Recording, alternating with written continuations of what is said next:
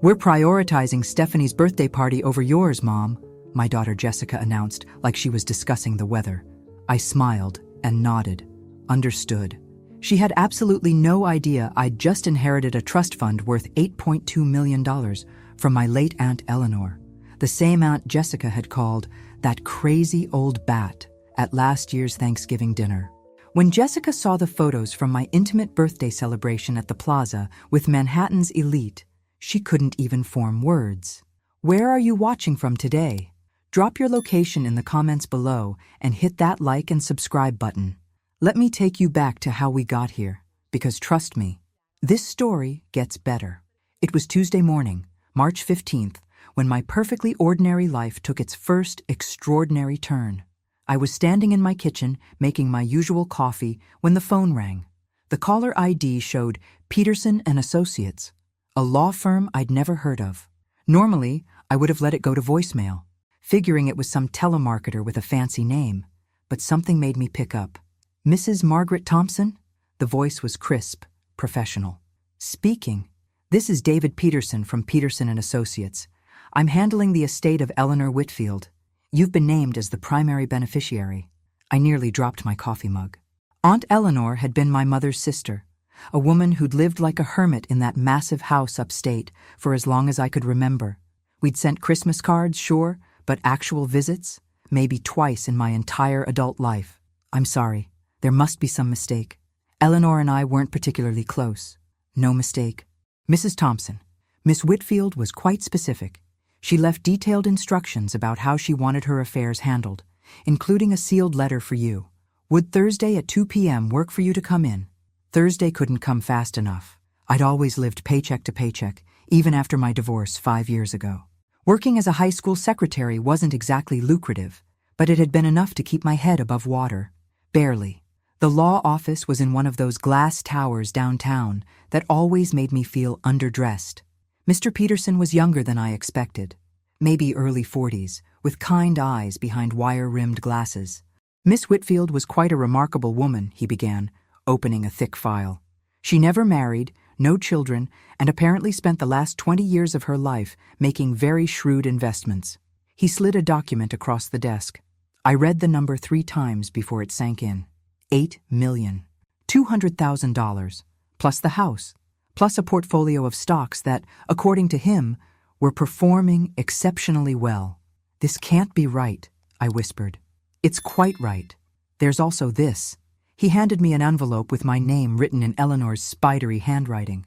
My hands shook as I opened it. The letter was brief, but devastating. "Margaret, you were the only one who never asked me for money. You were the only one who visited because you wanted to, not because you needed something. The others will be furious, but you deserve this. Use it wisely. Use it to make them remember who they're dealing with. Eleanor, the others." She meant my family, of course. Jessica and her husband Brad, who made 6 figures between them, but always seemed to need just a little help with this or that. My son Michael, who'd borrowed money for his business 3 years ago and still hadn't paid back a dime. They'd all written Eleanor off as the weird aunt with the creepy old house. Turns out the creepy old house was worth $1.2 million. I walked out of that law office in a daze. For 48 hours, I told no one. I went to work, came home, made dinner, watched TV. Normal routine. But inside, everything had changed. I wasn't just Margaret Thompson, divorce secretary, anymore. I was Margaret Thompson, millionaire, and nobody knew. That's when Jessica called about my birthday. "Mom, I hate to do this, but we're going to have to cancel your birthday dinner. Stephanie's friend is having a party that same night, and you know how important friendships are at her age." Stephanie was my 16-year-old granddaughter, who hadn't spoken to me voluntarily in 2 years, except to ask for money for concerts or clothes. "Of course," I'd said. "Family first." What I didn't say was that I'd already made other plans. Very different plans. The concierge at the plaza looked at me like I'd wandered in from a homeless shelter when I walked up to make a reservation. Fair enough. I was wearing my usual Target cardigan and sensible shoes. But when I mentioned I needed their private dining room for 12 people and handed over my new platinum credit card, his entire demeanor shifted. "Of course, Mrs. Thompson. Will this be for a special occasion? My 55th birthday, I said, enjoying the way his eyebrows shot up when the card was approved without question. I had exactly 2 weeks to plan the most elegant birthday celebration of my life. The guest list was interesting. Some old college friends I'd reconnected with, my neighbor Dorothy, who'd always been kind to me, a few people from work who'd actually treated me like a human being over the years. People who knew nothing about my windfall but who'd earned their invitations through simple decency. Meanwhile, Jessica kept texting me updates about Stephanie's party plans like I should be grateful for the blow-by-blow. Stephanie is so excited. Brad rented one of those photo booths. It's costing us a fortune, but you only turned 16 once, right? Right. You also only turned 55 once, but apparently that was less important than a teenager's social media opportunities. The morning of my birthday, I did something I'd never done in my life. I went to a high-end salon. Not supercuts, not great clips. A real salon where they served you wine and treated your hair like it mattered. "What are we thinking today?" asked Marcus, the stylist, running his fingers through my graying bob. "I'm thinking it's time for a change." 3 hours later, I didn't recognize myself. The silver streaks in my hair had been transformed into elegant platinum highlights. My usual shapeless style had become a sophisticated shoulder-length cut that actually had personality. Marcus had even convinced me to let his colleague do my makeup. "You look stunning," he said, and for the first time in years, I believed it. I'd bought a dress for the occasion too, not from the department store clearance rack where I usually shopped. This one came from a boutique where the saleswoman called me madam and brought me champagne while I tried things on. The dress was navy blue silk with a subtle pattern, cut perfectly to flatter instead of hide. The private dining room at the plaza was exactly what I'd hoped for. Elegant without being stuffy, intimate without feeling cramped. Fresh flowers, real silverware, the kind of ambiance I'd only seen in movies. My guests arrived looking appropriately amazed. Dorothy actually gasped when she saw me. "Margaret, you look absolutely radiant. What's the occasion?" "Just feeling like celebrating," I said, which was the truth, if not the whole truth. Dinner was perfect. The conversation flowed, the wine was excellent, and for the first time in years, I felt like the center of attention for all the right reasons. These people were here because they genuinely liked me, not because they needed something from me. Around dessert, my phone started buzzing with texts from Jessica. "Hope you're having a nice quiet evening. Stephanie's party is amazing. She's getting so many great photos. The photo booth was such a hit." I silenced the phone and ordered another bottle of champagne. It was Dorothy who suggested we take pictures. "This is too lovely not to document," she said, pulling out her phone. "Actually," I said, feeling reckless, "let's do this properly." I called over our server and asked if the hotel photographer was available. 20 minutes later, we had a professional taking pictures of our group at the elegantly set table, wine glasses raised, everyone looking genuinely happy to be there. The photographer was good at his job.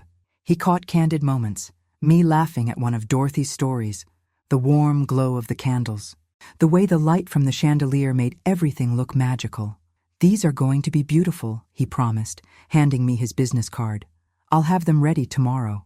As my guests prepared to leave, each one hugged me and commented on what a wonderful evening it had been. "This was the most elegant birthday party I've ever attended," said Patricia, my former college roommate. "You really know how to do things right, Margaret." I smiled mysteriously. "I'm full of surprises." After everyone left, I sat alone in the dining room for a few extra minutes, savoring the quiet elegance. Tomorrow, I would post those professional photos. Tomorrow, Jessica would see exactly how her mother had spent her quiet evening. But tonight, I was just going to enjoy being Margaret Thompson, woman of mystery. The photos were even more stunning than I'd expected. The hotel photographer had captured something I'd almost forgotten existed. Me, looking confident and sophisticated, surrounded by people who actually wanted to be there. In one shot, I was raising my wine glass in a toast, my platinum hair catching the light, wearing that navy silk dress like I'd been born to it. I spent Friday morning carefully selecting which photos to post on social media. I wasn't a frequent poster, usually just birthday wishes for family members or the occasional snapshot of my garden. But these photos deserved a debut. I chose 3. One of the full table with all my guests, one candid shot of me laughing, and one where I was clearly the center of attention, looking elegant and mysterious in the soft lighting. The caption was simple: celebrating another year of life with wonderful friends at the plaza. Grateful for all the blessings this year has brought. Within an hour, the comments started rolling in. College friends I hadn't spoken to in months, co-workers expressing amazement, neighbors wanting to know when I'd become so glamorous. The photos were getting more likes than anything I'd ever posted. It was Jessica who called first. "Mom, I just saw your pictures on Facebook." "Oh, did you like them? I thought they turned out nicely. You were at the plaza? In New York?" I could hear the confusion in her voice, mixed with something else. Something that sounded suspiciously like panic. "Yes, dear. I had dinner there for my birthday. But how did you... I mean, that place is incredibly expensive. And who were all those people?" "Friends," I said simply. "People who wanted to celebrate with me." "Mom, we need to talk. Can I come over?" "I'm afraid I'm busy today. Tomorrow would be better." There was a pause. "Busy doing what?" "Oh, this and that. I'm meeting with my financial advisor, actually." Another pause, longer this time. "Your financial advisor?" "Yes, I've realized I need to be more strategic about my investments, planning for the future and all that." "Mom, what's going on? You're scaring me." I almost laughed. Scaring her? After years of being treated like a convenient ATM, taking care of myself was scary? "Nothing's going on, Jessica. I'm just making some changes. Living a little. You said yourself that friendships are important." After I hung up, I made myself another cup of coffee and smiled. Phase 1 was complete. The photos had done exactly what I'd hoped. They'd gotten attention. But more importantly, they'd made Jessica realize that her mother might not be quite as predictable as she'd assumed. My phone rang again. This time it was Michael. "Mom, Jessica called me. She's freaking out about some pictures you posted. They're lovely pictures, if I do say so myself. She said you were at some fancy restaurant with people she didn't recognize." "The plaza isn't just a restaurant, Michael. It's a hotel with quite a distinguished history. And yes, I do have friends outside the family." "Shocking, I know." "Mom, are you feeling okay? This doesn't sound like you." There it was. The assumption that wanting nice things, celebrating myself, being anything other than quietly grateful for scraps was somehow evidence of mental instability. "I'm feeling wonderful, actually. Better than I have in years." "Okay, but Mom, can we talk about something? Jessica mentioned you said something about a financial advisor." Ah, there was the real concern. Not my happiness, not my well-being, my finances. "Yes, I've been reviewing my portfolio, making sure everything is in order." "Your portfolio?" He sounded genuinely confused. "Mom, you work as a school secretary." "Indeed I do. And? I didn't know you had investments to review." "Michael, sweetheart, there are many things about my life that you don't know. I'm beginning to realize that's been my mistake, keeping too much to myself." "What do you mean?" "Nothing dramatic. I just think it's time I started living more fully, making decisions based on what I want instead of what everyone else expects." After Michael hung up, I could practically hear the wheels turning. Both my children were clearly having the same thought. If Mom has money we didn't know about, what does that mean for us? The doorbell rang around 3 o'clock. I wasn't surprised to see Jessica standing there with Brad, both of them looking like they'd come to stage an intervention. "Hi, Mom," Jessica said carefully. "We thought we'd stop by to chat." "How lovely. Come in." They settled on my couch like they were visiting someone with a contagious disease. Brad kept glancing around the room as if he expected to see evidence of my mysterious transformation hiding in the corners. "So," Jessica began, "those pictures were really something." "Thank you. I thought they captured the evening perfectly." "The thing is, Mom, we're a little confused. The plaza is incredibly expensive. Like, seriously expensive." "Yes, it is." "So how—" I let the question hang in the air for a moment, watching them squirm. "How what, dear? How could you afford it?" There it was, the real question. Not, "Did you have a nice time?" or "You looked beautiful." Just how much did it cost, and where did the money come from? "Jessica," I said gently, "do you remember what you told me when I asked about attending Stephanie's Sweet 16 party? That's completely different." You said you were prioritizing Stephanie's birthday over mine, that her friendships mattered more than mine. Mom, she's 16. It's an important age. I'm 55, also an important age, as it turns out. Brad finally spoke up. Mrs. Thompson, we're just concerned about your spending, making sure you're not getting in over your head financially. I smiled at him. Sweet Brad, who'd borrowed $15,000 from me 2 years ago for his sure-thing cryptocurrency investment and had never mentioned paying it back. That's very thoughtful, Brad. Tell me, how's that Bitcoin working out for you? His face went red. That's different. Is it? Because I seem to remember you assuring me it was a solid investment when you needed the money. Jessica shot Brad a warning look. Mom, that's not what this is about. Isn't it? Because it feels like the only time my finances become a family concern is when you're worried about your own access to them. The room went very quiet. That's not fair, Jessica said finally. You're right. Fair would have been you remembering my birthday without being reminded. Fair would have been treating my celebration as more important than a teenager's photo opportunity. I stood up. But fair is overrated. What matters is what happens next. What happened next was exactly what I'd hoped for. Complete family chaos.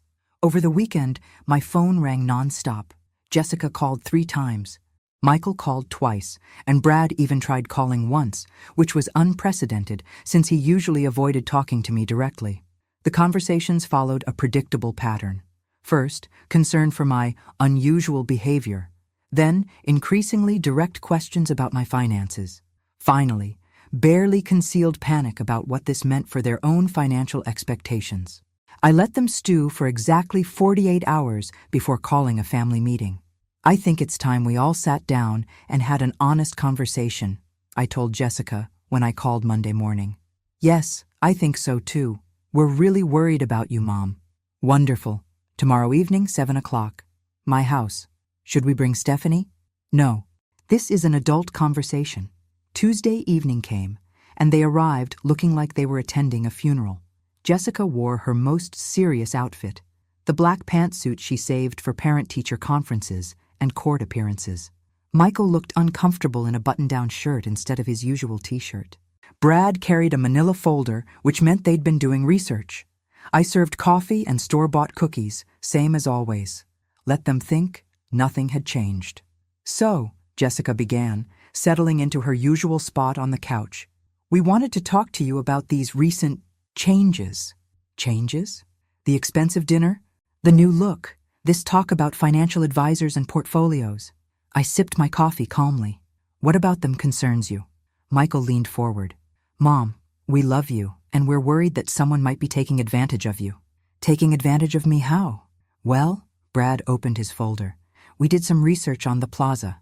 Dinner for 12 people there would cost at least $3,000, probably more with wine and champagne.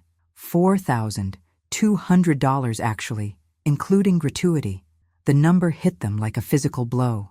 Jessica's mouth fell open. 4,000, she whispered, and 20 minutes with their photographer. Worth every penny for the memories. Mom, Michael's voice was careful, like he was talking to someone dangerous. Where did that money come from? My bank account. But Mom, Jessica was gaining steam now. You work as a school secretary. Your salary is maybe $35,000 a year. How do you have $4,000 to spend on one dinner? I set down my coffee cup. Jessica, how much do you think I make? I just said, no, I mean total income. Salary, pension contributions, Social Security projections, investment returns. They exchanged glances. Clearly, they'd never actually looked into my finances beyond knowing I was willing to help them when they asked. I don't know the exact numbers, Jessica admitted, but you're concerned about how I spend my money. We're concerned about you spending money you don't have. What if I told you I have more money than you realize? Another exchange of glances. This was the moment they'd been building toward, the question that had been eating at them since Saturday's photos. How much more? Michael asked. I smiled. Enough. Mom, that's not an answer. It's the only answer you're getting tonight. I could see Brad calculating in his head, probably trying to figure out whether I had thousands or tens of thousands tucked away somewhere. The thing is, I continued, your concern about my finances is fascinating to me. Why? Because in 32 years of being your mother, Jessica, and 30 years of being yours, Michael, neither of you has ever asked about my financial situation except when you needed something. That's not true, Jessica protested. When was the last time you asked if I was saving enough for retirement, or whether my health insurance was adequate, or if I had enough emergency savings? Silence. But the minute I spend money on myself, suddenly you're concerned about my financial well-being. Mom, you just realized that if I have money to spend on fancy dinners, I might have been saying no to your requests when I could have been saying yes. Direct hit. I could see it in their faces. That's not what this is about, Michael said, but his voice lacked conviction. Isn't it? Brad, what were you going to ask me for next? Brad flushed.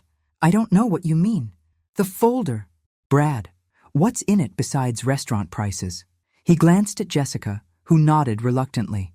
We've been looking at refinancing the house. We thought maybe, if you were in a position to help with some of the closing costs. There it was. They hadn't come here out of concern for my mental health or financial stability. They'd come because they needed money and were suddenly worried the well might be deeper than they'd assumed. How much? Just $15,000. We'll pay you back, of course, as soon as... When you pay back the $15,000 you borrowed for Brad's cryptocurrency investment? Mom, that's different. When you pay back the $8,000 I gave you for Stephanie's orthodontics, or the $12,000 for Michael's business equipment, or the $6,000 for your kitchen renovation that turned out to cost twice what you expected? The room went dead silent. I could see them doing the math, realizing for the first time exactly how much they'd borrowed over the years. We never asked you to keep track, Jessica said quietly. You never asked me to forgive the debts either. I stood up and walked to my desk, pulling out a folder of my own. $41,700. That's what you collectively owe me. $41,700 that I gave you willingly because I love you. Mom, and not once did any of you ask if I could afford it. Not once did you consider that maybe I had plans for that money. Not once did you think about paying it back without being asked. I closed the folder and sat back down. So forgive me if I'm not particularly moved by your sudden concern for my financial well-being. We were going to pay you back, Michael said weakly. When? When we could afford it. And when would that be? After the next vacation? After Stephanie's car? After Brad's next sure-thing investment? I looked at each of them in turn. I love you all, but I'm done being your backup bank. What does that mean? Jessica asked. It means the bank of Mom is permanently closed. It means I'm going to start spending my money on things that make me happy. It means the next time you ask me for a loan, the answer will be no. The silence stretched for a full minute. Finally, Brad spoke. Mrs. Thompson, can I ask you something? How much money do you actually have? I smiled. Enough to take care of myself for the rest of my life. Enough to do whatever I want, whenever I want to do it. Enough that I never have to depend on my children for anything. But how much is enough? More than you need to know, Brad. Much more than you need to know. The aftermath of Tuesday's family meeting was even more entertaining than I'd anticipated. For 3 days, my phone was mercifully quiet. No sudden emergencies requiring financial assistance, no casual requests for small loans, no guilt trips about family obligations. Just blessed silence. Then Friday afternoon brought a knock on my door. I opened it to find Stephanie, my 16-year-old granddaughter, looking uncharacteristically humble. She'd clearly been sent as the family's secret weapon. Hi, Grandma, she said, not quite meeting my eyes. Hello, Stephanie. This is a surprise. Can I come in? I wanted to talk to you about something. I let her in, genuinely curious about what approach they'd coached her to take. Stephanie settled on the couch where her parents had sat 3 days earlier, but she looked much more nervous than they had. So, she began, Mom told me about your conversation the other night. Did she? She said you guys had a disagreement about money. I sat across from her. Is that what she called it? Grandma, I want to ask you something, and I want you to tell me the truth. All right. Are you rich? The directness caught me off guard. No dancing around, no gentle probing, just straight to the point. Why do you ask? Because everyone's freaking out, and nobody will tell me why. Mom keeps having hushed conversations with Dad. Uncle Michael called like 5 times, and you posted those pictures from that fancy restaurant, and everyone's acting like you robbed a bank or something. I studied my granddaughter's face. For all her teenage self-absorption, Stephanie was intelligent, more intelligent than her parents gave her credit for. What do you think, Stephanie?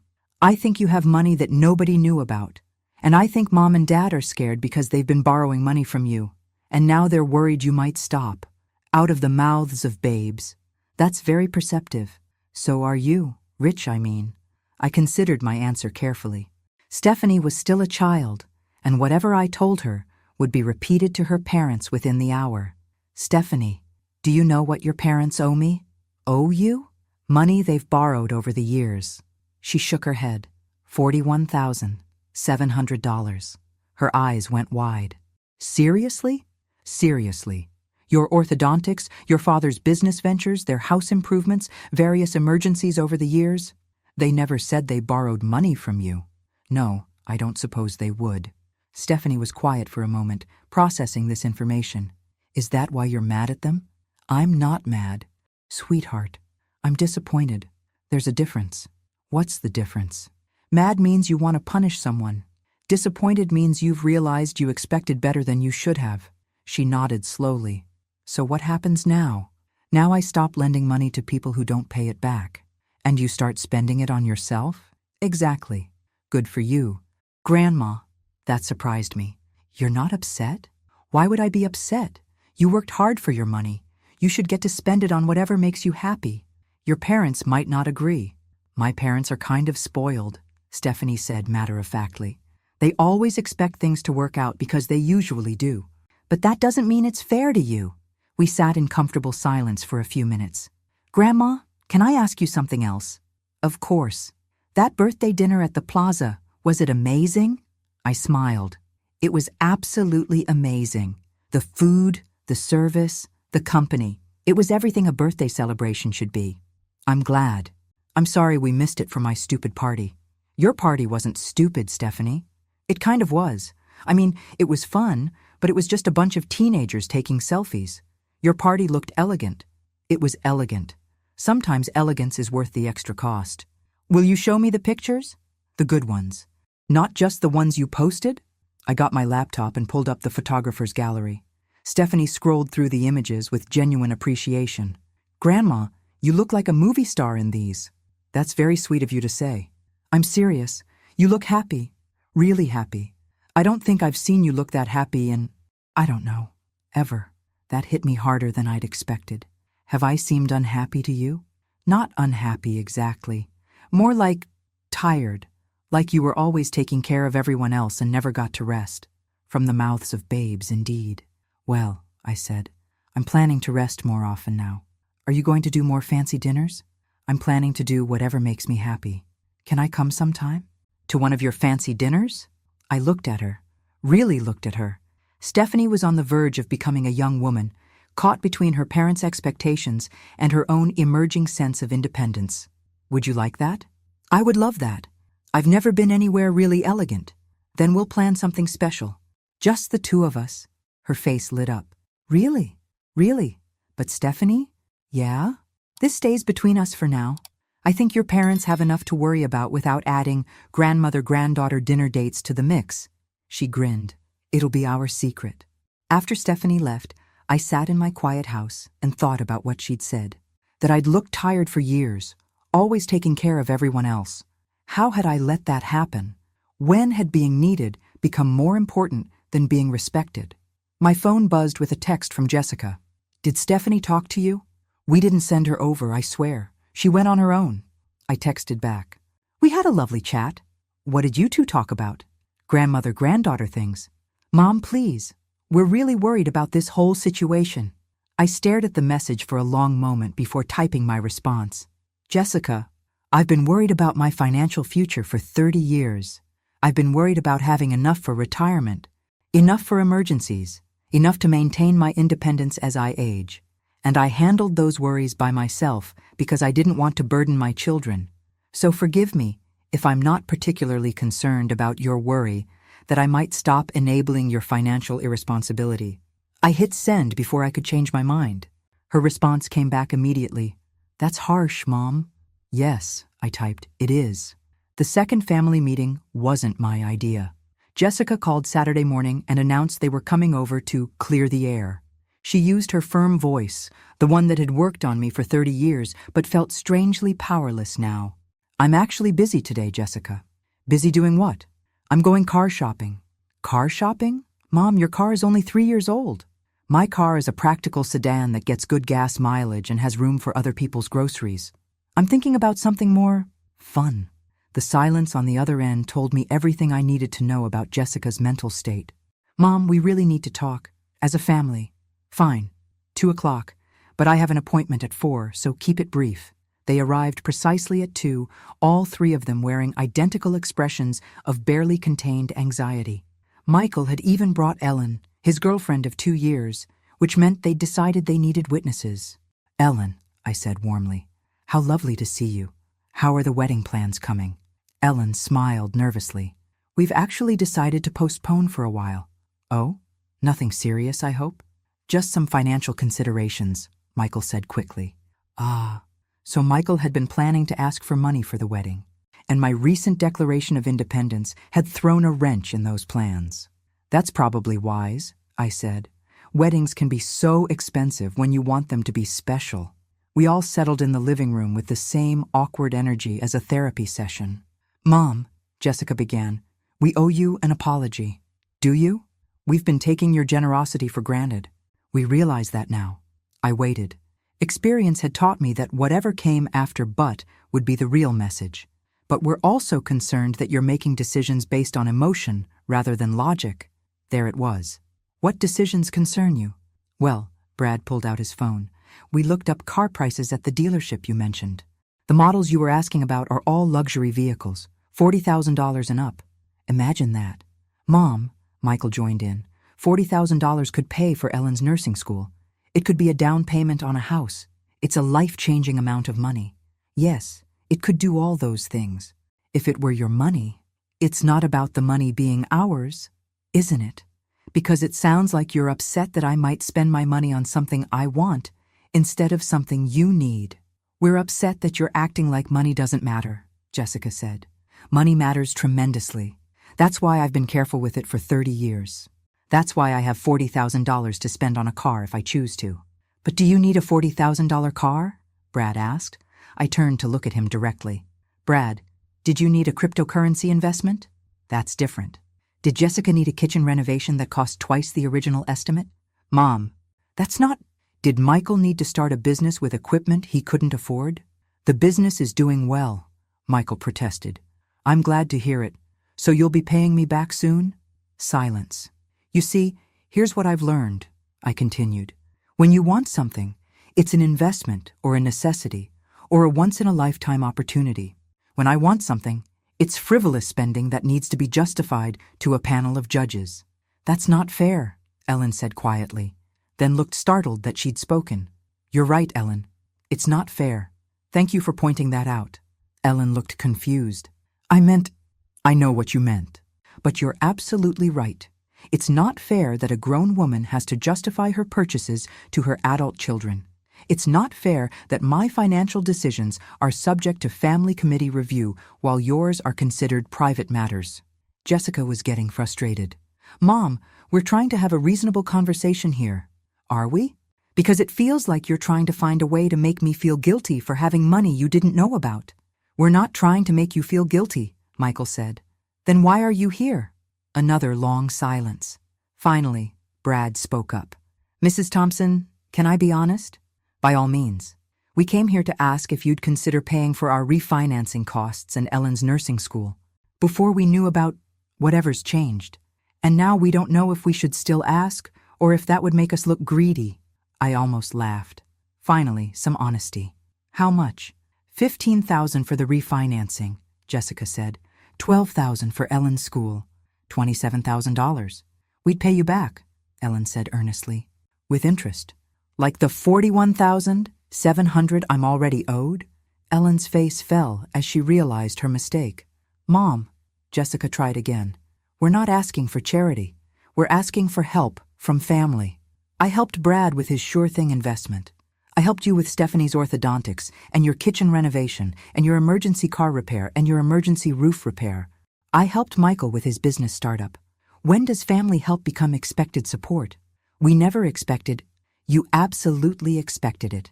You expected it so much that you planned major financial decisions around my willingness to contribute. I stood up. And the most telling part of this conversation is that not one of you has asked where the money came from. They exchanged glances. We figured you'd been saving, Jessica said. For 30 years? On a secretary's salary? Well, you didn't ask because you don't actually care where it came from. You only care that it exists and whether you can access it. That's not true, Michael protested. Michael, you've been dating Ellen for 2 years. Have you ever once asked about my retirement planning? My insurance coverage? Whether I have enough saved for long-term care if I need it? No. But the minute you think I might have money to spare, suddenly my finances become a family concern. I walked to the window and looked out at my sensible sedan in the driveway. I'll make you all a deal, I said without turning around. I'll continue to help family members who need genuine assistance. Emergency medical bills, job loss, unexpected disasters, real emergencies. I turned back to face them. But I'm done funding lifestyle choices. I'm done paying for wants disguised as needs. And I'm done having my financial decisions questioned by people who haven't asked about my financial well-being in 30 years. Mom, the refinancing and Ellen's nursing school are not emergencies. They're investments in your futures that you can fund yourselves. But we can't afford. Then you'll have to wait until you can. Like everyone else does. I checked my watch. Now I have a 4 o'clock appointment to test drive a BMW. Unless someone has a medical emergency that requires immediate attention, this conversation is over. They filed out looking like I'd just burned down their Christmas tree. Stephanie was the last one out the door. She hung back and whispered, "What color BMW are you looking at?" "I'm thinking red," I whispered back. "Good choice, Grandma." Yes, I thought as I watched them drive away. It really was. The red BMW was absolutely perfect. Not practical, not sensible, not something a 55-year-old school secretary was supposed to want. Which made it exactly right. The salesman, Kevin, initially tried to steer me toward something more appropriate for your lifestyle, a translation I understood perfectly. But when I mentioned I was paying cash and handed him the pre-approval letter from my bank, his entire attitude shifted. "The X3 is a beautiful vehicle," he said, practically purring. "Excellent safety ratings, luxury features, and this particular red is quite striking." It was striking. Bold and confident, and completely unlike anything I'd ever owned. I took it for a test drive and felt something I hadn't experienced in years. Pure joy. "I'll take it," I said when we returned to the lot. Kevin looked surprised. "Don't you want to discuss financing options? Monthly payments can be quite reasonable with our current rates." I said I'll take it. Cash. The paperwork took 2 hours, but I didn't mind. I sat in Kevin's office, sipping coffee and watching other customers negotiate payment plans for cars that cost less than my monthly discretionary income. When Kevin handed me the keys, I felt like I was accepting the keys to a new life. "Congratulations, Mrs. Thompson. Enjoy your new car." I drove home slowly, savoring the feel of the leather seats, the quiet purr of the engine, the way other drivers looked at my car with obvious envy. This was what it felt like to buy something simply because I wanted it. My neighbor, Dorothy, was getting her mail when I pulled into my driveway. "Margaret, is that your car?" "It certainly is." "It's gorgeous. What made you decide to upgrade?" "I decided I was tired of driving something practical." Dorothy laughed. "Good for you. Harold always said life's too short to drive boring cars." That evening, I poured myself a glass of wine and sat on my back deck, admiring my new car through the kitchen window. My phone buzzed with a text from an unknown number. "This is Patricia from your birthday dinner. Dorothy gave me your number. I hope you don't mind, but I had to tell you. You've inspired me to make some changes in my own life. Thank you for showing me what it looks like to celebrate yourself properly." I smiled and texted back, "Never apologize for treating yourself well. Life is too short to wait for permission." Her response came immediately. "Exactly. By the way, a few of us from dinner were talking about getting together again soon. Would you be interested in making this a regular thing?" A regular thing. A group of friends who actually enjoyed my company, who didn't see me as a solution to their problems or a source of emergency funding. I would love that. Over the next week, my new life began to take shape. I joined Patricia and 2 other women from the birthday dinner for lunch at a charming bistro downtown. I made an appointment with a personal shopper at Nordstrom to update my wardrobe. I booked a spa day for the following weekend. Each expenditure was carefully calculated, not for its practicality, but for its contribution to my happiness. And for the first time in decades, my happiness felt like a worthwhile investment. Wednesday morning brought an unexpected visitor. I was enjoying my coffee on the deck when I heard a car pull up. Through the kitchen window, I saw Ellen getting out of Michael's truck. I opened the front door before she could knock. "Ellen, this is a surprise." "Hi, Mrs. Thompson. I hope you don't mind me stopping by." I was in the neighborhood and thought, well, I wanted to talk to you about something. I invited her in, genuinely curious about what had brought her here alone. "Your new car is beautiful," she said, settling on the couch. "Thank you. I'm quite pleased with it. Mrs. Thompson, I owe you an apology." "Do you?" "I never should have let Michael bring me to that family meeting. It wasn't my place to be part of that conversation." I studied her face. Ellen was a sweet girl, earnest and hardworking, but she'd been dating Michael long enough to get caught up in the family's expectation that I would solve their financial problems. "What brings you here today, Ellen?"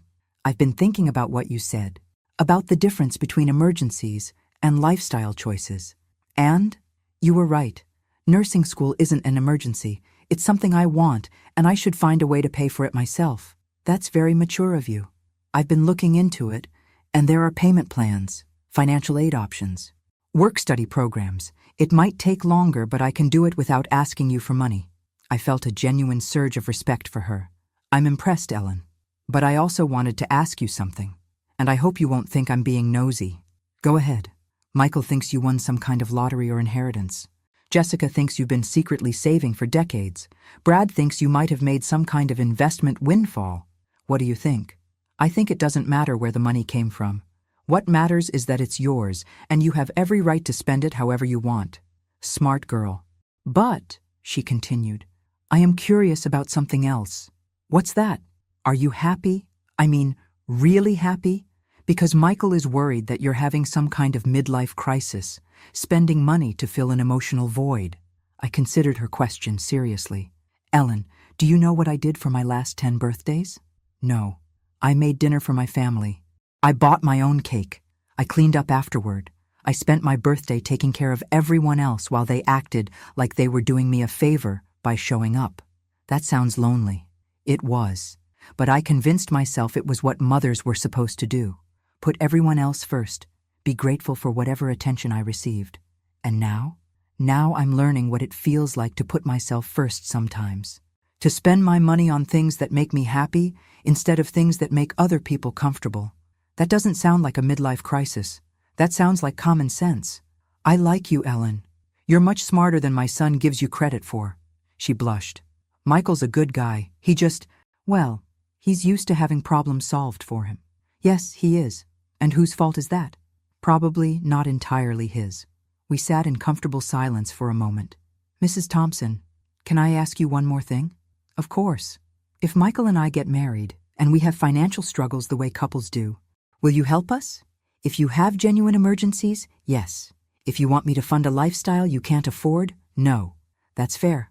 And Ellen?" "Yes. If you ever want advice about managing money or dealing with family expectations, or just want to talk to someone who's learned some hard lessons about putting yourself first, you're always welcome here." "Thank you. That means a lot." After Ellen left, I realized something had shifted. For the first time since this whole situation began, someone in my family had approached me with respect instead of expectation. Someone had acknowledged my right to make my own decisions without requiring justification. It was a small victory, but it felt enormous. That evening, I called the lawyer who'd handled Eleanor's estate. "Mr. Peterson, this is Margaret Thompson. I have a question about the trust." "Of course, Mrs. Thompson. How can I help?" "I want to set up some financial safeguards. Trust funds for my grandchildren's education. Medical insurance upgrades for myself. Long-term care planning. I want to make sure my money is protected and working for my future." "Excellent idea. When would you like to schedule a meeting?" "As soon as possible. It's time I started planning for the life I want instead of the life everyone else expects me to have. I'll have my assistant call you tomorrow to set up an appointment." As I hung up the phone, I felt a deep sense of satisfaction. The bank of Mom might be closed, but the Margaret Thompson Investment Fund was just getting started. The meeting with Mr. Peterson revealed just how dramatically my life had changed in the span of 3 weeks. Sitting in his office, reviewing trust documents and investment options, I realized I wasn't just a woman who'd inherited some money. I was a woman with serious wealth who needed serious financial planning. The original trust has grown substantially since your aunt's death, he explained, showing me updated portfolio statements. We're now looking at approximately $9.8 million in total assets. $9.8 million. A month ago, my biggest financial concern was whether I could afford to replace my aging washing machine.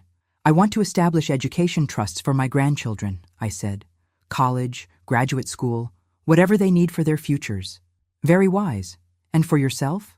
Long-term care insurance, health coverage upgrades, travel funds, and... I paused, thinking about Ellen's visit. I want to establish a small emergency fund that can help family members with genuine crises, but with very specific limitations. Limitations? Medical emergencies, job loss, natural disasters, real problems, not lifestyle funding.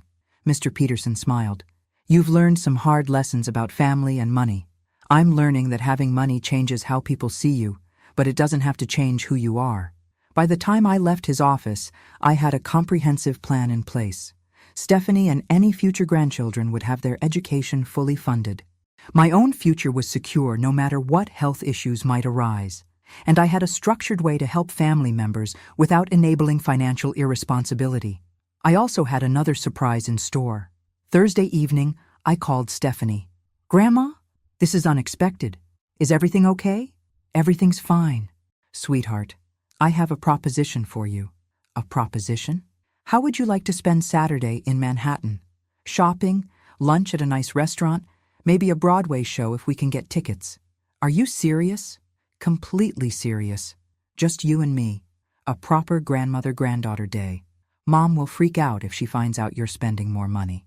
Your mother's opinions about my spending are no longer my concern. Are you interested? Yes! Oh my God, yes! Can we take your new car? That was exactly my plan. Saturday morning, I picked up Stephanie in my red BMW, both of us dressed for a day in the city. I'd bought a new outfit for the occasion, a cashmere sweater and perfectly tailored pants that made me feel elegant and confident. Grandma, you look amazing, Stephanie said as she buckled her seatbelt. So do you, sweetheart. The drive into Manhattan was delightful. Stephanie was at her best, funny, intelligent, curious about everything. Without her parents around, she relaxed into the bright, engaging young woman she was becoming. Our first stop was Bloomingdale's, where I'd arranged for a personal shopping consultation for both of us. You want to buy me clothes? Stephanie asked as we rode the elevator to the personal shopping floor. I want to show you what it feels like to be treated like your preferences matter, your comfort matters, and your confidence matters. The personal shopper, Maria, was a master of her craft. She helped Stephanie find clothes that made her feel sophisticated without trying to look older than she was. Age-appropriate but elevated, classic pieces that would serve her well for years. For myself, I chose clothes that reflected who I was becoming rather than who I'd always been. Colors that made my skin glow, cuts that flattered instead of hiding, fabrics that felt luxurious against my skin. Grandma, Stephanie said as we loaded our shopping bags into the car, this has been the best day ever. The day's not over yet. Lunch was at a restaurant I'd seen featured in a magazine, the kind of place with white tablecloths and servers who treated every customer like royalty. Stephanie looked around in wonder. I feel like I'm in a movie, she whispered. You should feel like this is how you deserve to be treated, I replied. Remember this feeling, Stephanie. Remember what it's like when people respect you and care about your experience. Is that what you're doing? Remembering what it feels like to be respected? Smart girl. Too smart for her own good sometimes. Yes, I suppose I am. Good for you. You deserve it. Over our elegant lunch, Stephanie told me about her plans for college, her interest in studying abroad, her dreams of seeing the world. I listened to her with complete attention, asking questions that showed I took her seriously. Grandma, can I ask you something personal? Of course. Are you rich now? Like really rich? Why do you ask? Because this whole day, the clothes, the restaurant, the way people treat us, it feels like how rich people live. I considered my answer carefully. Stephanie, I have enough money to live exactly the way I want to live. I have enough to be generous with people I love without compromising my own security. I have enough to make choices based on what makes me happy instead of what I can afford. That sounds like being rich to me. Maybe it is. Are you going to tell Mom and Dad how much money you have? I don't think so. They don't need to know specifics. Because they'll act weird about it? Because they already are acting weird about it, and they don't even know the half of it. Stephanie nodded thoughtfully. Sometimes I think my parents are kind of immature about money. What do you mean? They want things they can't afford. And instead of waiting or saving up, they just expect someone else to help them get it. That's not how being an adult is supposed to work, is it? No, sweetheart, it's not. Well, I'm glad you're not helping them anymore. They need to figure it out themselves. We spent the afternoon at the Museum of Modern Art, where Stephanie showed a surprising appreciation for abstract expressionism. Then we caught a matinee performance of a musical she'd been wanting to see. By the time we drove home that evening, loaded with shopping bags and full of good food and culture, I felt like I'd given my granddaughter something more valuable than expensive clothes or Broadway shows. I'd shown her what it looked like for a woman to value herself. "Grandma," she said, as we pulled into her driveway, "thank you for today. It was perfect. Thank you for being such wonderful company. Can we do it again sometime?" "Absolutely. Anytime you want to spend the day with someone who thinks you're brilliant and beautiful and capable of anything." She hugged me tight before getting out of the car. "I love you, Grandma." "I love you too, sweetheart, more than you know." As I drove home, I thought about the day. I'd spent probably $1,500 on clothes, food, and entertainment. A month ago, that would have represented weeks of careful budgeting. Now it was just the cost of giving my granddaughter a memory that would last forever. My phone was buzzing with missed calls when I got home. 3 from Jessica, 2 from Michael, 1 from Brad. I checked the voicemail from Jessica. "Mom, Stephanie said you took her shopping in the city today. We need to talk. This is getting out of hand." I deleted the message and poured myself a glass of wine. Getting out of hand? Perhaps. But sometimes that's exactly what life needed. The ambush came Sunday morning. I was enjoying my coffee and newspaper on the deck when I heard car doors slamming in my driveway. Multiple car doors. Through the kitchen window, I saw Jessica, Brad, Michael, and Ellen all walking up my front path with identical expressions of grim determination. This was an intervention. I took my time answering the door. "Well?" I said, opening the door to find all 4 of them standing on my porch. "This is quite a welcoming committee." "Mom, we need to talk," Jessica said. "All of us." "Do we?" "Because I seem to recall having several talks recently, and they all seem to end the same way." "This is different," Michael said. "How so?" "Because we've been talking to a financial advisor," Brad announced, like he was revealing a trump card. "How nice for you." "Mom, please, can we come in?" Ellen asked. She looked uncomfortable with the whole situation, which suggested she'd been dragged along against her better judgment. I let them in, mostly out of curiosity about what new approach they'd devised. They arranged themselves in my living room like they were conducting a board meeting. Jessica pulled out a folder. Apparently, everyone in my family had taken to carrying folders these days. "Mom," she began, "we're concerned about your recent spending patterns." "Are you?" "Yesterday alone, you spent over $1,500 on shopping and entertainment." "How could you possibly know that?" "Stephanie told us about the day.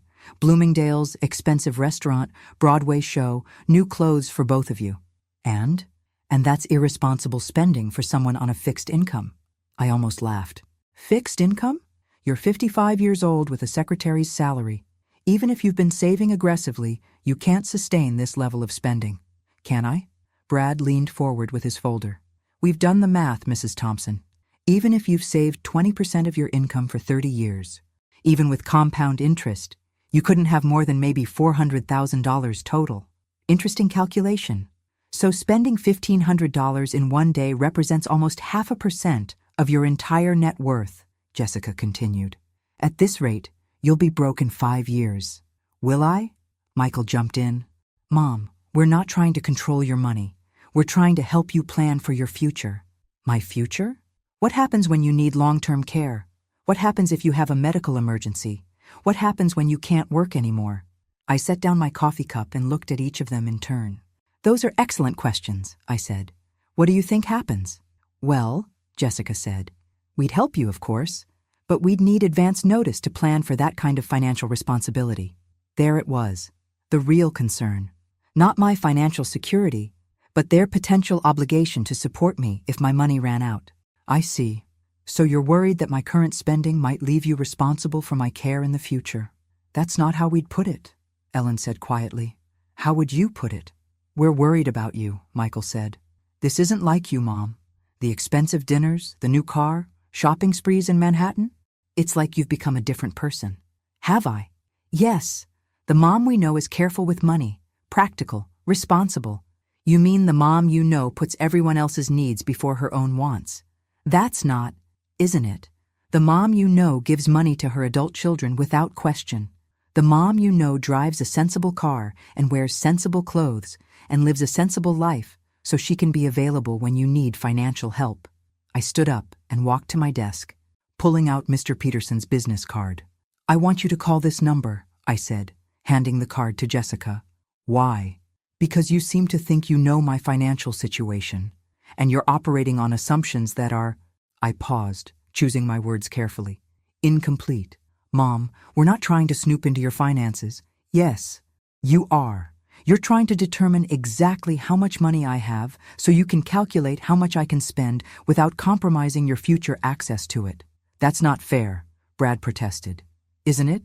You just presented me with a mathematical analysis of my spending patterns based on assumptions about my income and savings." "That's exactly what you're doing." I sat back down. "Here's what's going to happen. You're going to call Mr. Peterson and schedule a meeting. He's going to explain my actual financial situation to you. And then we're going to have a conversation about boundaries." "Boundaries?" Jessica asked. "Boundaries about my money, my spending, and my decisions. Boundaries about what input I'll accept from my adult children about my lifestyle choices." "Mom, because here's what you don't seem to understand. Whether I have $400,000 or $4 million or $4, my money is mine to spend as I choose." The number hit them like a physical blow. $4 million. I hadn't said I had it, but I hadn't denied it either. $4 million? Michael whispered. "The point is, it doesn't matter. Rich or poor, I'm done justifying my choices to people who only show interest in my finances when it affects them." "If you have that kind of money," Brad said slowly, "why haven't you told us?" "Why would I?" "Because we're family. We've been struggling financially, and you've been sitting on millions of dollars. Have you been struggling, Brad? Because from where I sit, you've been living in a house you couldn't afford, taking vacations you couldn't pay for, and expecting me to subsidize the difference. That's not the same thing, isn't it? You've been treating me like a backup bank while you live beyond your means. How is that struggling?" Ellen cleared her throat. "Mrs. Thompson, I think what they're trying to say is that it changes things, knowing that you have significant wealth. How does it change things? Ellen? Well, it means you could help more, if you wanted to." And there it was. Not relief that I was financially secure, not happiness for my good fortune, just recalculation of how much they could ask for. "You're right, Ellen. I could help more. I could pay off all your student loans and buy Michael's business equipment outright and cover Brad and Jessica's mortgage completely." Their faces lit up with hope. "But I'm not going to." The hope died. "Why not?" Jessica asked. "Because money you don't earn has no value. Because problems you don't solve yourself teach you nothing. Because people who get everything handed to them never learn to appreciate anything." "Mom, that's wisdom, Jessica. Hard-earned wisdom from someone who spent 30 years enabling financial irresponsibility in the people she loved most." I picked up my coffee cup. "Mr. Peterson's number is on the card. Call him. Learn exactly how secure my financial future is. And then decide whether you want a relationship with me based on who I am or based on what I might give you." "That's not fair to ask," Michael said. "It's the only fair thing to ask." They left without scheduling the appointment, but I knew they would call. The number was too big, the curiosity too strong. As I watched them drive away, I felt something I hadn't expected. Sadness. Not regret, but genuine sadness that it had come to this. That money had revealed something about my family I wished I'd never had to see. But sometimes, the truth was worth the pain of learning it. The call from Mr. Peterson came Tuesday morning. "Mrs. Thompson, your daughter Jessica and her family came in yesterday afternoon. They were quite surprised by the scope of your financial holdings." I imagine they were. They asked if they could establish a line of credit against your trust assets. "For family emergencies," they said. I almost choked on my coffee. "And what did you tell them?" "I told them that any access to trust funds would require your explicit written authorization for each transaction, and that you'd already established very specific parameters for family assistance." Good. They seemed upset by those limitations. I'm sure they did. They also asked about the likelihood of you changing your will to leave everything to charity instead of family. Now I did laugh. "And what did you tell them?" "I told them that would be entirely up to you." After I hung up, I sat in my kitchen thinking about the conversation. My family's first response to learning about my wealth hadn't been happiness for my security or curiosity about my late aunt's life. It had been an immediate attempt to access the money. The knock on my door came Wednesday evening. This time it was just Jessica, looking smaller and more uncertain than I'd seen her since she was a child. "Mom, can we talk?" "Of course." She came in and sat on the edge of the couch like she was ready to run. "I owe you an apology," she said without preamble. "Do you?" "Yes, a big one. We went to see your lawyer, and he told us about the trust fund, about how much money you inherited. And I realized something. My first thought wasn't, 'I'm so glad Mom is financially secure.' It was, 'How much can she give us?'" I waited. "That's awful, isn't it?" "It's human," I said gently. "But yes, it's also awful. I don't know when I started thinking of you as a resource instead of a person. Probably around the time I started acting like one. That's not your fault. It's not entirely yours either. I enabled it." We sat in uncomfortable silence for a moment. "Mom, I need to ask you something, and I need you to be honest." "All right. Do you still love us, even after everything that's happened?" The question caught me off guard. "Jessica, of course I love you. But do you like us? Do you actually enjoy spending time with us, or have we become people you help out of obligation?" I looked at my daughter, really looked at her. At some point over the years, she'd become a stranger to me. Someone who called when she needed something, visited when it was convenient, treated our relationship as transactional. "I love you unconditionally," I said carefully. "But I don't like the people you've all become around money. I don't like the entitlement, the assumptions, the way you've treated my generosity as your right. That's fair. But Jessica, I also don't like the person I became. The person who said yes to everything, who never set boundaries, who measured her worth by how useful she was to other people. So what happens now? Now we figure out if we can have a relationship that isn't based on you needing things and me providing them." "I'd like that," she said quietly. "I miss you, Mom. The real you, not the bank. I miss you too. Can I ask you something else?" "Sure. What was Aunt Eleanor like? Really like?" I smiled. "She was complicated, intelligent, independent, a little eccentric. She lived exactly the way she wanted to live. Did she leave you all that money because she thought you needed it? She left it to me because she thought I deserved it. There's a difference." Jessica nodded thoughtfully. "Mom, if I promised to never ask you for money again, would you believe me?" "I don't know. Would you mean it?" "I think so. I hope so." "Then let's find out." Over the following weeks, a strange thing happened. With money off the table as a topic of conversation, my family and I had to find other things to talk about. It was awkward at first, like strangers learning to make small talk. But slowly, we began to rediscover each other. Michael visited to show me pictures from Ellen's graduation.